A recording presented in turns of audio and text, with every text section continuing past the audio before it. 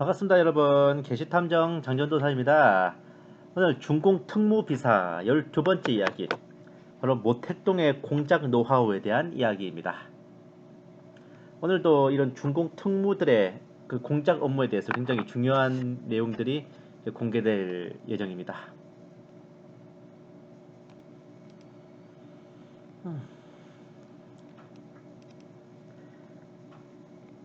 좀 더 공산당의 공식적인 논법으로 말한다면, 내 자신이 얼마나 모택동 사상의 공작 방법을 정확히 파악하느냐 여부에 달려있다는 것이다. 자, 그렇다면 이 모택동 사상의 공작 방법이란 과연 무엇일까요? 그러면 소위 모택동 사상의 공작 방법이란 어떤 것인가? 그들은 별별 장중하고 신성불가침한 문구를 가지고 이론적으로 장식을 하고 있지만, 그 내용을 털어놓고 분석하여 본다면 더럽고 구역질하는 몇 글자로 표현할 수 있는 것이다. 즉 기만과 이용, 이 몇 자의 표현으로서 충분하다. 대개 그 방식은 이러하다. 먼저 막스 레닌주의를 수박 겉핥기 정도 알고 있는 친공분자에게 여러가지의 감언이설로서 그의 혼을 뽑아놓은 다음에, 그의 머릿속에는 공산주의 이상의 꿈을 불어넣고 가슴속에는 공산당원이 되고 싶도록 희망을 부풀게 만들어준다. 그 후에는 달콤한 이론과 화려한 선전으로 유인하고 기만하여 한 걸음 한 걸음 친공분자로 공산당의 명령에 충실하게 복종하면 앞날이 원대하고 광명하며 행복하게 된다는 것을 굳게 믿게 하고 신념을 갖도록 만든다. 그리하여 최후에 가장 믿을 수 있고 의지할 수 있는 것은 공산당 하나밖에 없다는 인식을 머리와 가슴에 굳게 못 박아놓는다. 그리하여 점점 친공분자나 공산주의 동정자 또는 동조자들로 하여금 차츰차츰 자기네들이 소속하고 있던 당파나 단체로부터 공산당으로 적을 옮기도록 하는 것이다. 이렇게 해서 종국에는 민혁이나 민맹과 민건 같은 것은 자연히 소멸되고 말도록 하는 고등 전략과 전술을 사용하고 있는 것이다. 그러면 이와 같이 공산당의 신임을 받으려면 어떻게 해야 하는가? 그것은 하루속히 공산당을 위하여 공작을 잘해서 공로를 세워야 하는데, 이 목적을 달성하기 위하여서는 공산당의 명령에 충실히 복종하여 여러가지 정보 공작과 지하 공작을 해야 한다. 만일 공작 임무를 조금이라도 소홀하게 한다든가 공작 성과의 독촉에 응하지 않거나 또는 지령 같은 공작에 사보타지가 있을 때에는 처음에는 비판을 받고 그 다음에는 경고, 그 후에는 위협과 공갈이 뒤따르게 된다. 협박과 공갈에도 복종하지 않으면 그 다음에는 세 가지 길이 있다.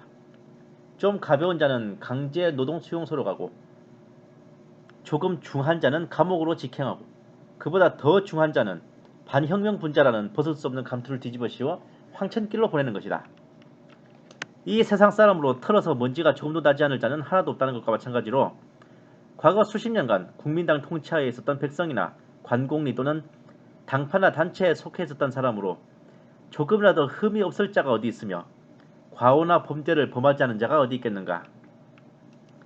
때때로 민혁이나 민건의 딱지가 좀 덜 떨어진 간부라는 자들은 처음에 공산당의 이 같은 위협과 공갈에 우라통을 터뜨리고 한가한 자들로, 어떤 자는 자기 신상에 청백한 것을 자랑하고, 또 어떤 자는 과거의 인민을 위하여 어떻게 투쟁하고 노력해왔다는 업적을 늘어놓으며 푸념을 한다. 또 어떤 자는 중공 정권의 공로가 큰 것을 내세우고 호통을 치는 어리석은 자들이 있었으나, 그야말로 그네들은 진짜 공산주의의 생리와 생태를 모르고 날뛰는 것에 지나지 않는 것이다. 이쯤 되고 보면 무슨 구실 무슨 트집을 잡아서라도 반혁명 분자라는 낙인을 찍고 무서운 구실을 씌워서 처벌하고야 마는 것이다. 중국의 이런 어리석은 지식인, 학자, 언론인, 문화인, 예술인들이 얼마나 이런 함정에 빠졌는지 모른다. 또한 소위 양심가, 정의파, 지성파를 자처하고 나섰던 좌경분자, 친공분자, 중간분자들이 얼마나 이 같은 중공의 약삭빠른 함정에 빠져서 영원 불귀의 황천객이 되었는지 모른다. 만일 많은 끈앞을 장파나 단체 내에서 조금이라도 중공에 불복하거나 비판하거나 항거하는 자가 발견되었을 때는 이미 각 내선 공작원으로부터 받은 정보로서 충분히 실정을 파악하고 있기 때문에 분초도 지체 없이 먼저 구속해놓고 나중에 조사하는 형식을 취했다. 민건 상해 임공회 위원인 마학위 같은 자는 마서륜의 친동생으로서 마노인의 소개로 상해시 교육국의 중급 직원으로 있던 자였다. 그가 우리 정보위원회로 굴러들어오기 전에 그는 단순히 당으로부터 내선 정보공작원이 되어달라는 것을 거절하였다는 이유로 제2공작조의 제5소조로부터 양부장에게 상신하여 결재를 받은 바에 따라 반혁명 분자라는 죄명을 뒤집어 씌워 체포하였던 것이다. 마학위에 관한 사건은 상해시 교육당국에서도 일체 함구 불언하였으며 마소륜이 그 후에 공함으로 사건 경위에 대하여 좀 알아보아 달라고 부탁이 왔을 때에도 거절되었다. 그자는 몇 개의 수사기관을 모두 거치며 온갖 고생과 고통을 모조리 겪은 뒤 강제 집단 노동자 수용소로 굴러들어가 버리고 말았다. 어떤 때 공산당이 상대자를 좀 신중히 처리할 가치가 있다고 생각할 때는 적당히 유인하는 공작상 기술을 활용하기도 한다. 그러면 무엇을 가지고 사람을 유인하는가? 중공사회부로부터 상당한 예산을 받아가지고 돈으로 유인하는 것 같지만 그렇지도 않다. 공산당 특무기관은 물 한 방울 같은 조그만 푼전을 쓰더라도 상당히 고려한다. 그러나 상대자에 따라서는 돈을 물쓰듯 하는 경우도 있다. 만일 아직도 당신이 공산당의 수중에 잡히지 않은 입장에 있으며 필요한 존재일 때는 돈을 쓴다. 또 공산당으로 볼 때 당신이 구할래야 구할 수 없는 아쉬운 대상이라면 당신의 면전에서 돈을 물쓰듯이 한다. 그러나 당신이 이미 중공의 폭력으로 제압이 된 존재일 때는 제 아무리 신같은 재주가 있고 공명같은 지혜가 있을지라도 단순히 이용 가치가 있는 도구로서나 생각할 뿐이지 땡전 한 푼인들 쓰려고 하지 않는다. 그러면 어떤 수단으로 그런 사람들을 유인하는가? 물질이나 금전은 사용하지 않고도 공산당의 사회에서는 얼마든지 방법이 있다. 가령 여기에 공산당이 필요로 하는 하나의 대상자가 있다고 하자. 그러면 공산당은 그에게 수작을 건다. 이번에 무슨 원인가 무슨 이유로서 당 조직에서는 특별히 당신의 입당 조건을 관대히 생각하고 있는데, 이런 이야기를 끄집어내면 그는 매우 흥미를 느끼고 귀를 기울이는데, 이것은 나도 공산당 생활 가운데서 오래 경험한 일이기 때문에 잘 안다. 이 문제를 한번 연구하면 대단히 재미있는 결론이 나온다. 원래 공산당은 지하 공작 시대에 있어서는 입당 자격을 강력히 제한하였다. 그것은 조직의 원칙상으로 옳은 일로서 적성 분자들이 당 조직 내에 침투 못하도록 방지하는 데 절대 필요했던 것이다. 그때는 비합법 투쟁을 하던 시대로서 감옥에 가기 싫고 모험과 암살할 용기가 없는 자와 자기를 희생할 신념이 없는 자는 당원이 될 수 없다. 꿈과 뜻을 실천하고 정의를 위하여 싸우겠다는 굳은 의지가 입당의 동기요 조건으로 되어 있다. 그러나 중공이 득세하여 대륙을 석권한 뒤에는 근본적으로 사정이 달라지고 입당의 심적인 동기도 판이하였다. 전자는 대부분 정의와 지리를 촉구하거나 공산주의에 마취된 자들로서 어쨌든 그들의 입당 동기는 비교적 순결했던 것이다. 그러나 중원 대륙이 완전히 중공의 수중에 들어간 지금은 사정이 아주 달라졌다. 공산당에 입당하려는 자는 모두가 권력과 이권 쟁탈을 목적으로 한 것으로서 공산당의 독재적인 통치를 하는 사회에 있어서는 공산당원의 자격을 가지고 당에 가입만 되면 인민을 기만하고 강압하는 특권이 생기는 것이었다. 특권만 있으면 명예와 이익과 재물은 저절로 따르기 마련이었다. 그러나 나는 비록 중국 공산당에 가입한 이후 10여 년이란 긴 세월이 흘렀으나 그 기간 동안에 학교에 들어가서 학습을 받은 극히 짧은 기간을 제외하고는 10분지 9는 국민당에 체포되어 유치장 신세와 감옥 생활과 피비린내 나는 긴장과 불안 속의 지하당 생활뿐이었고 특권 생활이란 털끝만큼도 맛을 못 봤던 것이다. 이와 같은 나의 10수년의 공산당 생활을 통하여 실제 체험 속에서 깊이 깨달은 것은 중공 통치 하에서의 그 엄격한 입당의 제한은 뒤집어 생각하면 유인 목적을 달성하기 위한 것 이외에 아무것도 아니었던 것이다. 곧 어떤 사람이 이용 가치와 능력이 있는데 그러하여금 당을 위하여 소나 말같이 부려먹은 다음 돼지같이 희생시킬 필요와 목적이 있을 때는 입당 조건을 관대하게 해주고 입당을 환영하는 것이었다. 그리하여 그는 당원증을 가슴에 품고 명예로움과 영광을 느끼는 가운데 화약을 등에 걸머쥐고 불 속으로 차진하여 뛰어들게 하고 바위 덩어리를 발목에 걸머 동여매고 물속으로도 기쁘게 뛰어들도록 만드는 것이다. 불에 덤비면 불타서 죽을 줄 알면서도 때를 지어 불로 덤비는 하루살이와도 같이 적군의 포화 속에 무더기로 뛰어드는 인해존술의 원동력인 인적 자원을 이렇게 확보하는 것이었다. 이와 같은 인간의 자학주의와 도살주의는 분명히 막스주의 정신에는 위반된 것으로서 반도인 스탈린이나 그가 길러낸 용속한 자들이거나 스탈린과 노선을 같이 하는 공산주의 타락자인 모택동이나 그 일파들의 자수자멸주의로밖에 볼 수 없는 것이다.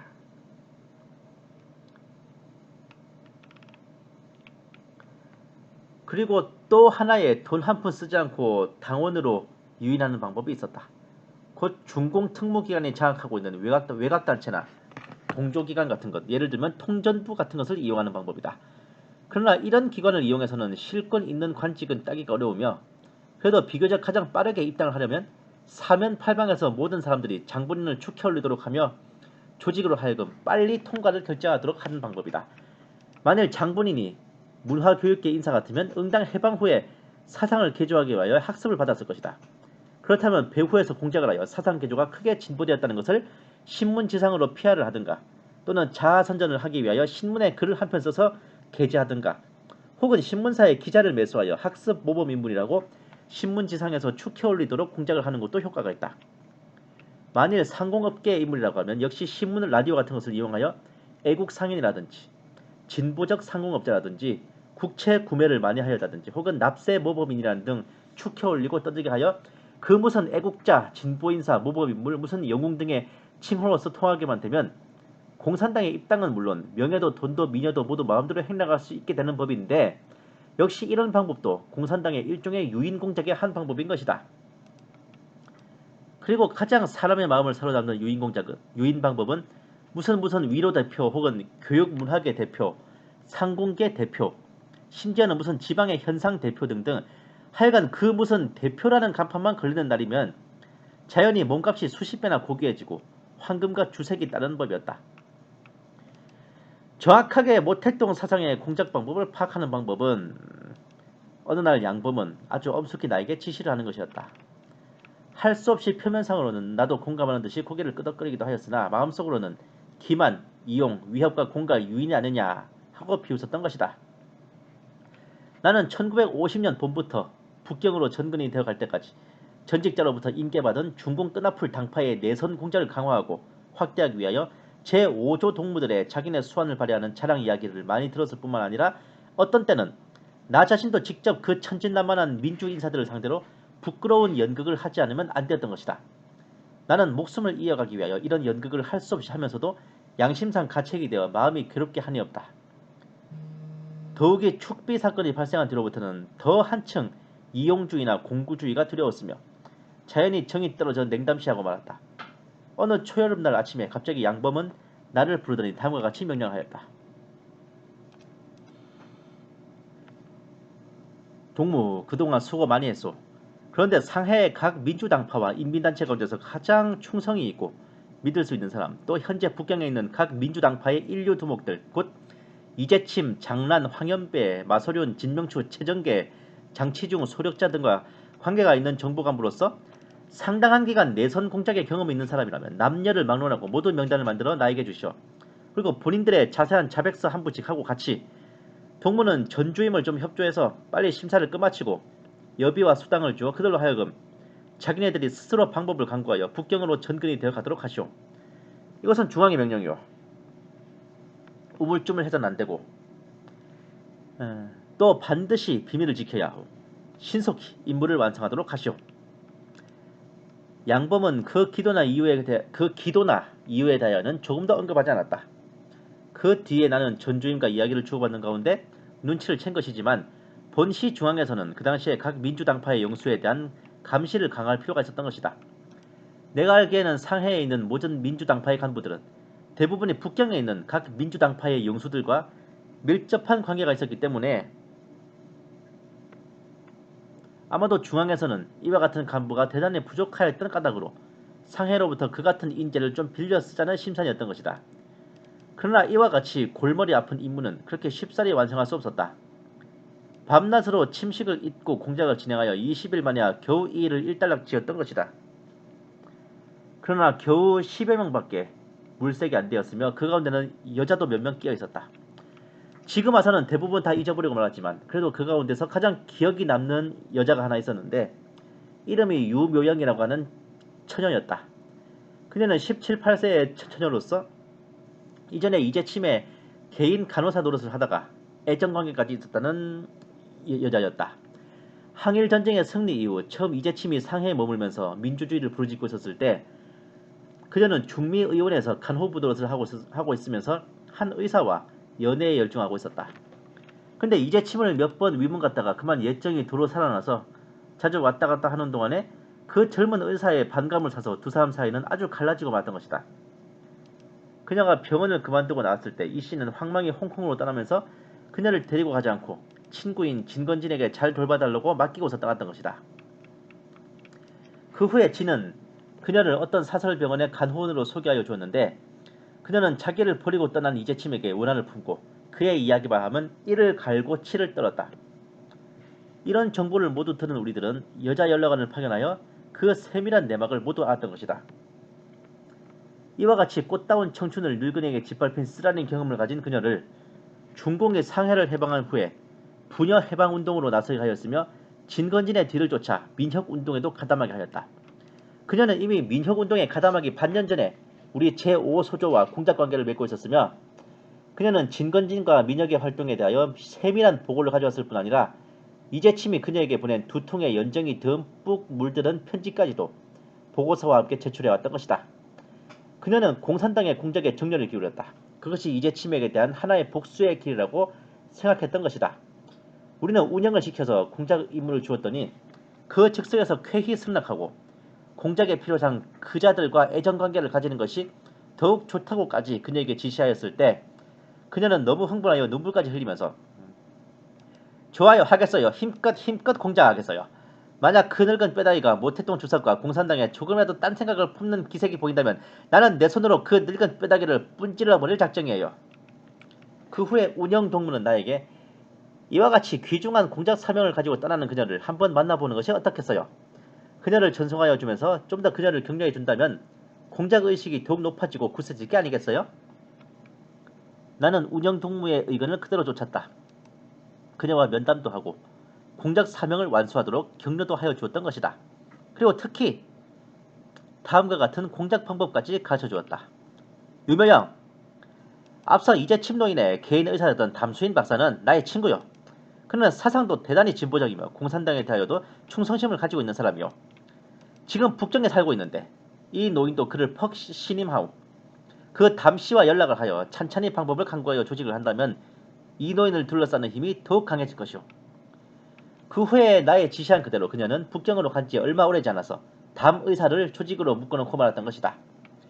민주건국위원회에서는 양졸부가 뇌호청이라는 젊은 청년 간부를 하나 선택하여 황연배의 동의를 얻어 북경 총회로 전근을 하도록 힘쓰고 있었고 최정계에 대하여는 그전에 19로군의 고급 참모로 있으면서 다년간 최장군을 쫓아다니고 있던 자로서 지금 국민당 민주촉진에서 활동하고 있는 진창화로 하여금 북경에 가서 공작을 하도록 하였던 것이다. 야, 오늘도 진짜 작살납니다. 기만과 이용 속여서 유리하게 써먹는다. 이제 공산주의의 정확한 내용은 모르고 뭐 좋은 거다 정도로만 알고 있는 사람을 살살 꼬대기하고 똥꼬를 살살 긁어줘갖고 진짜 다단계 끌어들이듯이 끌어들인다 이겁니다. 루비, 샤파이어, 다이아몬드 등급이 하나하나 올라갈수록 와 나는 떼돈을 벌 거야 라고 생각하게 만드는 다단계처럼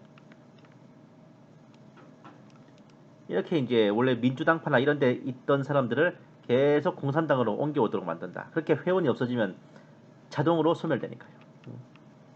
그렇게 싹 꼬신 뒤에 이 공산당을 위해서 공작을 하도록 이것저것 시켜요. 네?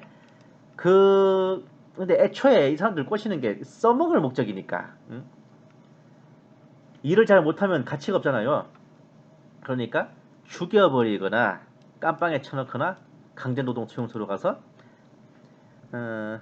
공산당을 위해서 공작에 써먹을 수 없으면은 노동력이라도 착취한다는 참 악랄한 짓을 하는 겁니다 이게.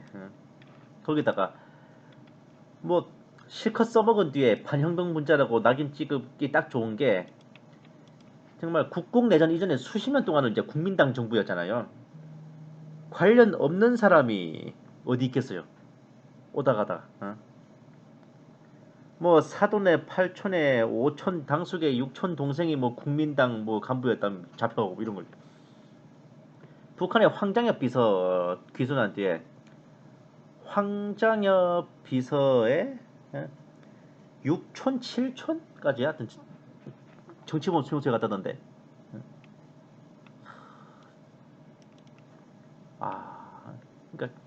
실컷 다 써먹은 뒤에 무슨 구실 트집을 잡아서라도 반혁명 분자라는 낙인을 찍고 처벌하고야 만다는 겁니다.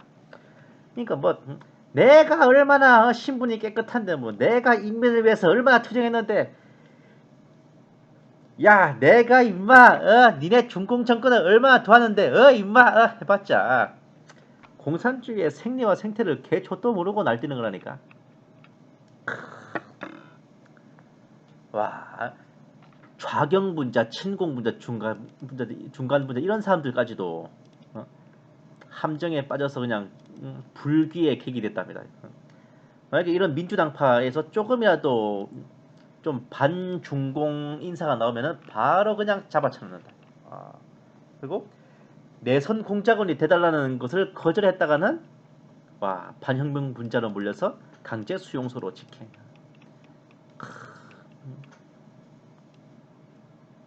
이미 중공 이거 취조실에 끌려가서 한번 오지게 쳐맞고 난 뒤라면은 공산당이 까라면 까야 될 거예요. 더 이상 공산당이 꼬실 필요가 없다니까. 너 죽을래 공작할래 그러겠죠.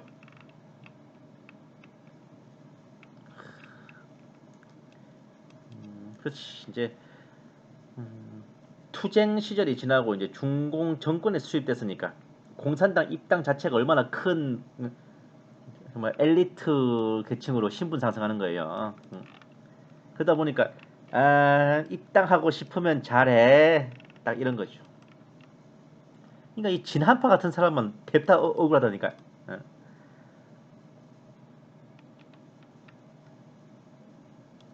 이 말이 되게 무섭잖아요. 소나 말같이 부려먹고 돼지같이 희생시킨다. 소나 말은 일을 시키잖아요. 돼지는 잡아먹잖아요.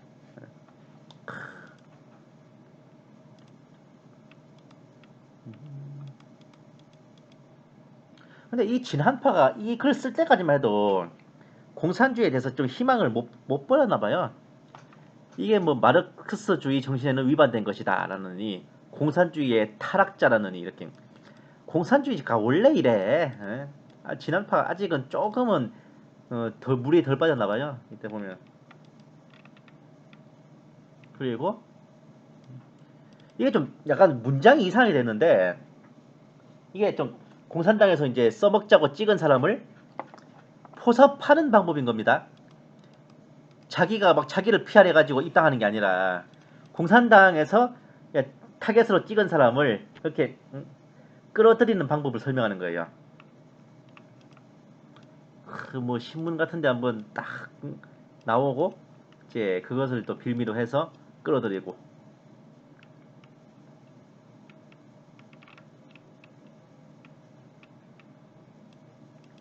이용주의는 이제 이득을 취하려고 써먹는다. 공구주의는 아마 사람을 공구 즉 연장 도구로 보는 그런 시각일 겁니다.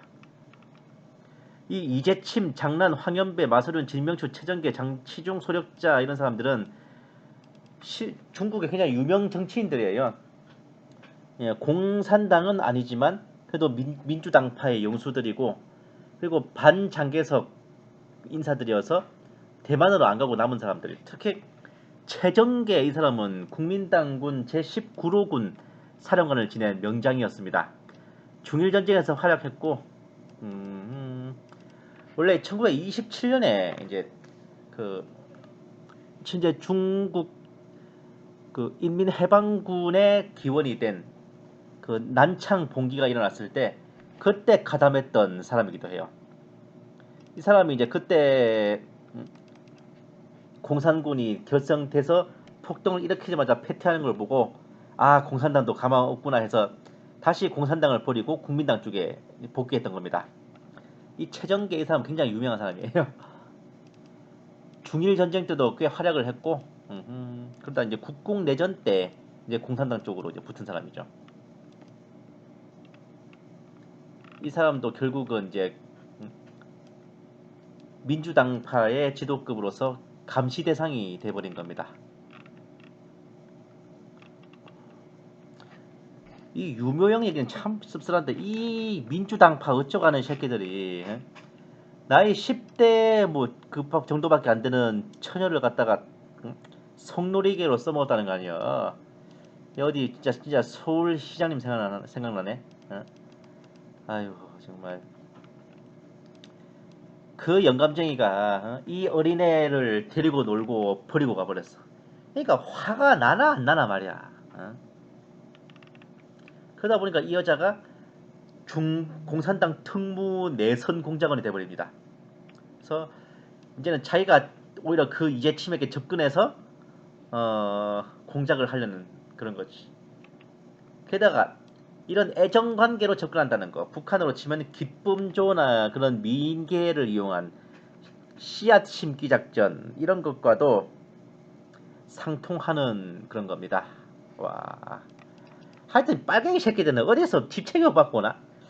아니면 이게 그 중국 공산당에서 하는 거를 그 북괴가 따라하는 걸 수도 있겠어요. 거기다가 이 이재침의 개인 주치의였던 사람도 공산당 내선 특무야. 아니 보세요. 그러면 여친이랑 자기 주치의가 다 공산당 첩자. 환장합니다 진짜.